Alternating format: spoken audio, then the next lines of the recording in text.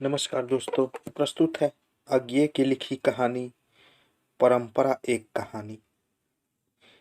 खिलावन गले की मोर की ओर बेतहाशा भागा जा रहा था। उसके भागने का कोई कारण नहीं था। बात यह थी कि पहली संतान के होने की खुशी से वह फूला नहीं समा रहा था और उसे जान पड़ता था कि वह गली में घुटा जा रहा है। भागकर बड़ी सड़क पर निकलेगा तभी बचेगा। मोड़ के आने वाली बड़ी सड़क पर जो किसी दानव की सैया की तरह उस बड़े शहर के आर पार बिछी हुई चिकनी तपी हुई चमाचम खचाखच खुशी से जैसे उसकी आंखें चढ़ी हुई थी। वह बिना देखे सुने सड़क की ओर बढ़ा जा रहा था। उसे सड़क के इस किनारे चलना है या उस किनारे, अथवा सड़क पार करनी है, उसका कोई ज्ञान उससे नहीं था। मुख्य बात यह थी कि गली से सड़क पर जाना है और बेतहाशा जाना है और चलना नहीं, दौड़ना है। किंतु मेर मोड़ के कुछ आगे ही बीच सड़क पर से गुजरती हुई एक लारी उसके ऊपर से निकल गई। वह दानव की सैया की चादर मानो लाल रंग के कफन से ऐंठ गई। सिपाही ने ड्राइवर को पकड़ लिया। ड्राइवर बहुत गिड़गिड़ाया पर उसकी एक न चली। चलती भी कैसे, इतनी भीड़ तो वह देख रही थी कि सिपाही क्या करता है। उसके पास और कोई चारा नहीं था सिवाय उसके कि उसे थानेदार के आगे पेश करे। पर थानेदार को कोई देखता नहीं था। ड्राइवर ने साहस बटोर कर थानेदार से एक सीधी सी युक्तिपूर्वक बात कही जो थानेदार को जच गई। उसने ड्राइवर से और मोटर के मालिक से 1100 रुपये रिश्वत लेकर उसे छुट्टी दे दी, इसलिए कि वह जाकर और लोगों को मारे और इस प्रकार थानेदार को और आमदनी कराए। ड्राइवर छूट गया। 1100 रुपये बड़ी चीज होते हैं।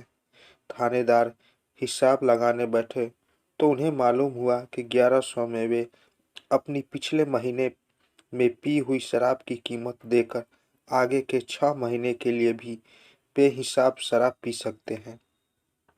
वे शराब की दुकान में गए। पुराना हिसाब चुकाकर उन्हें ठेकेदारों से तय किया कि वे अब वही दुकान में रहेंगे और शराब पिएंगे। बचा हुआ 950 रुपया उन्होंने उसी के पास जमा करा दिया और उन्होंने अपनी बात भी सच्ची कर दिखाई। वे उसी दुकान में रहते रहे तब तक जब तक कि 2 महीने के बाद वे वहीं आर्थराइटिस से बीमार होकर मर नहीं गए। 550 की शराब तब तक वे और भी पी चुके थे। ठेकेदार को शराब के मुनाफे के अलावा 400 रुपये घाटे में मिले तो उसे याद आया उसकी कई इच्छाएं हैं जो हाथ की तंगी के कारण उसे अपने आगे नहीं आने दी। उसने जो सुना रखा था उसने अपने ठेकेदार दिमाग से हिसाब लगाया कि वह 400 रुपये से अधिक नहीं तो कम से कम 80 भली वेश्याओं के यहाँ जा सकता है, या एक ही वेश्या के यहाँ कम से कम 100 बार जा सकता है। क्योंकि धन है तो सामर्थ्य है और सामर्थ्य बेकार नहीं बैठ सकती, उसे कारगर होना ही होगा। किस वेश्या पर यह पूंजी लगाई जाए यह निश्चय करके कुछ समय लगा। जब आखिर निश्चय हुआ तब वह अपने रुपए के अतिरिक्त एक और चीज भी अपनी चहेती को दे आया। अभी ठेकेदार के रुपए चुके नहीं थे कि वेश्या उसे पाए हुए रोग से बीमार होकर मर गई। ठेकेदार के बचे हुए रुपए वेश्या की लड़की माया ने माँ की दवा दारू के लिए मांगे थे। जब माँ मर गई और ठेकेदार अपने रुपए नगद या सेवा द्वारा मांगने लगा तब लड़की के मन की दुविधा मिट गई और वह रुपया लेकर एक गुंडे के साथ भाग गई। गुंडे के लिए माया पहली प्राप्ति नहीं थी, आखिरी भी वह नहीं हुई। ऊब कर वह एक दिन उसे अकेली छोड़ गया। जब माया को अपनी दशा पर समझ आ गई तब वह समाज के कबाड़ खाने एक अनाथ आश्रम में दाखिल हो गई। कबार से उठने की कोशिश उसके लिए व्यर्थ है। यह सोचकर कुछ शांति से दिन बिताने की उम्मीद में उसने अपना भाग्य चुपचाप स्वीकार कर लिया। गुंडे के मन से उतरकर भी माया के पास अभी पर्याप्त रूप है, यह बात उसे समझाने की अनाथालय के मैनेजर ने पूरी कोशिश की। इसका सबूत देने के लिए उसने उस रूप की कीमत भी लगाई, पर जब माया के निरीह उपेक्षा भाव पर कोई असर नहीं हुआ और इस बीच एक ऐसा व्यक्ति भी आया जो माया के रूप की और अधिक कीमत लगा रहा था, तब मैनेजर ने माया को एक नए बने हुए सेठ के पास बेच दिया।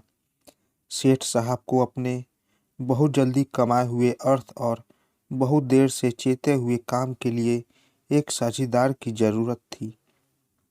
जब माया की मार्फत दोनों उद्देश्य पूरे होने लगे, तब उनको सब चिंता भूल गई और वे दिलेर होकर सट्टा करने लगे। एक दिन उसका दिवाला निकल गया। जब उन्होंने देखा कि अर्थ समाप्त हो जाने से माया, जिसका घना उपेक्षा भाव अभी मिटा नहीं था, अब काम की उपेक्षा करती है, तब एक दिन उन्होंने मार पीट कर उसे निकाल दिया। लेकिन इससे कोई भी समस्या हल नहीं होती, इसलिए फिर लाए।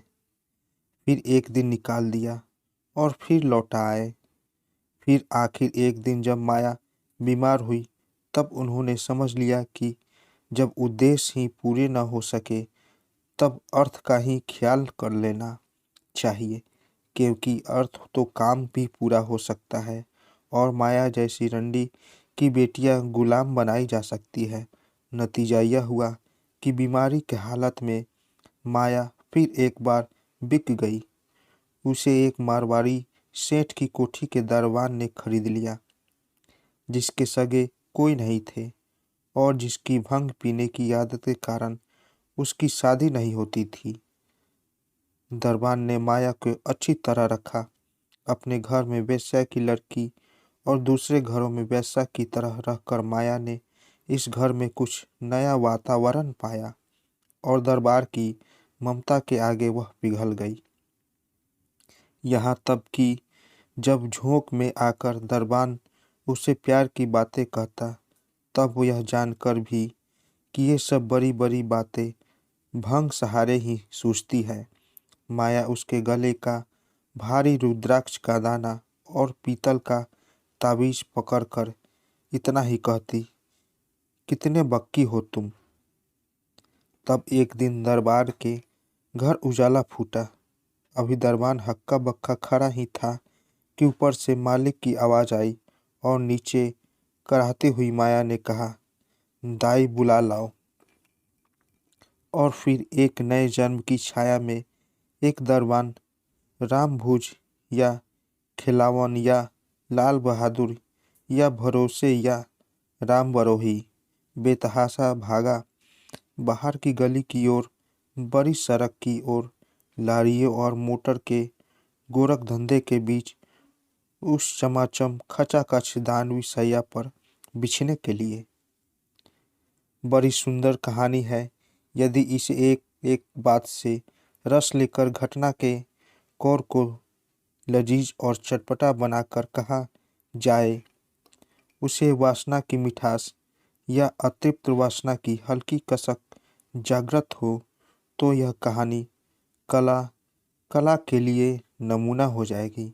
यदि उसे तीखे आक्रोश के साथ, क्रोध और क्रोध के साथ कहा जाए, तो वह प्रगतिशील कला का प्रतीक बन जाएगी। लेकिन जनता और जनार्दन का झगड़ा छोड़ दे तो भी यह स्पष्ट है कि कहानी में जीवन की निर्विघात प्रवाह मानवता की अटूट परंपरा प्रतिबिंब होती है। इसलिए मानना पड़ेगा कि यह चाहे कैसी भी कहे जाए, वह सच्ची कहाला है, महान कहानी है।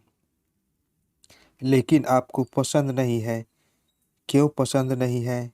क्योंकि इसमें जीवन के प्रति एक विद्रूप तिरस्कार का भाव है, क्योंकि इसमें निष्ठा की, विश्वास की कमी है। कला से हम क्या चाहते हैं?